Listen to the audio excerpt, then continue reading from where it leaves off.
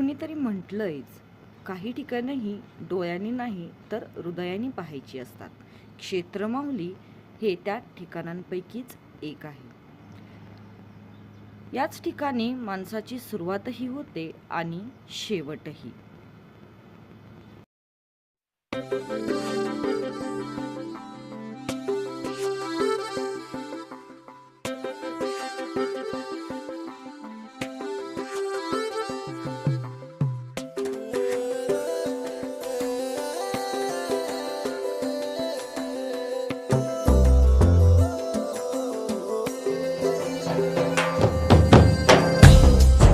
मित्रहो, आपण आज पाहणार आहोत काशी विश्वेश्वर मंदिर.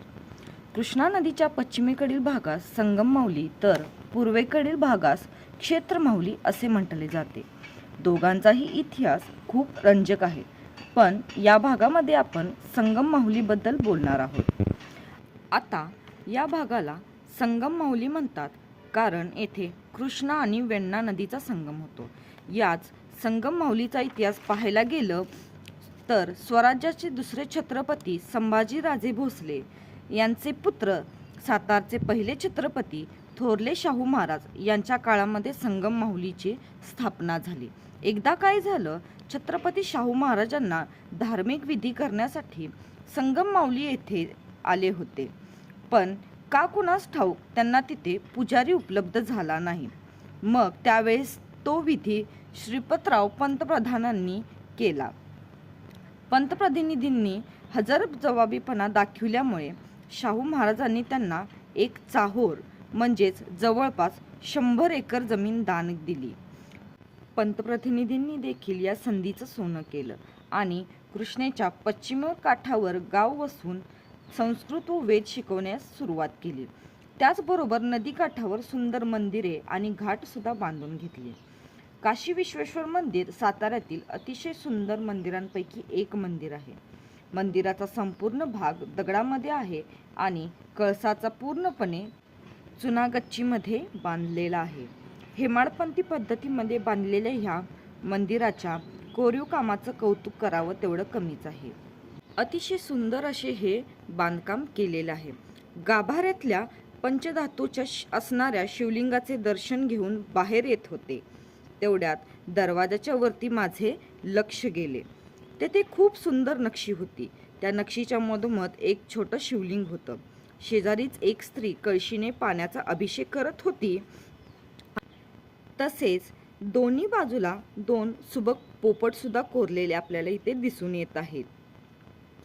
तसेच 1744 सालची एक मोठी घंटा सुद्धा लटकवलेली होती. या घंटेवर 1744 असे साल सुद्धा लिहिलेले होते.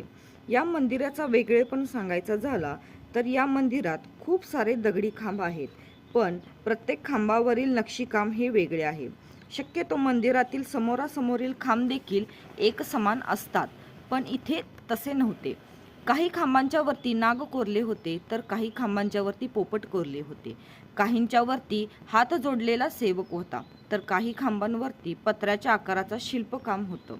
त्यातही एका पत्र्यामध्ये फूल कोरले होते तर एका पत्र्यामध्ये नाग कोरलेला होता. याचा अर्थ लक्षात घेणं जरा कठीणच आहे, पण नक्कीच यामध्ये काहीतरी संदेश आहे. हा आहे नंदी मंडप. या मंडपामध्ये सुद्धा चुन्यामध्ये कोरलेले खूप सुंदर मूर्त्या पाहायला मिळतात. मंडपावरती कोनाडे बनवलेले होते. त्यामध्ये एक स्त्री हातात ढाल आणि तलवार घेऊन सैनिकाच्या वेशात दिसून आली. शेजारच्या कोनाड्यामध्ये एक स्त्री तिच्या मुलाला घेऊन बसलेली आहे आणि प्रत्येक 2 कोनाड्यांच्या मध्ये एक हत्ती व हत्तीवर एक सेवक होता. हत्तीची सोंड तुटलेली होती, पण सोंडाला आधार दिलेली लोखंडी पट्टी दिसून आली.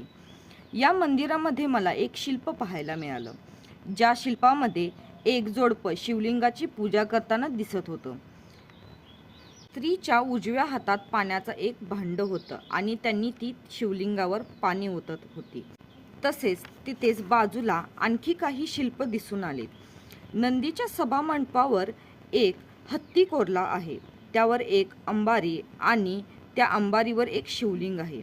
इतकी वैशिष्ट्यपूर्ण कलाकृती या काशी विश्वेश्वर मंदिरामध्ये आपल्याला पाहायला मिळाली.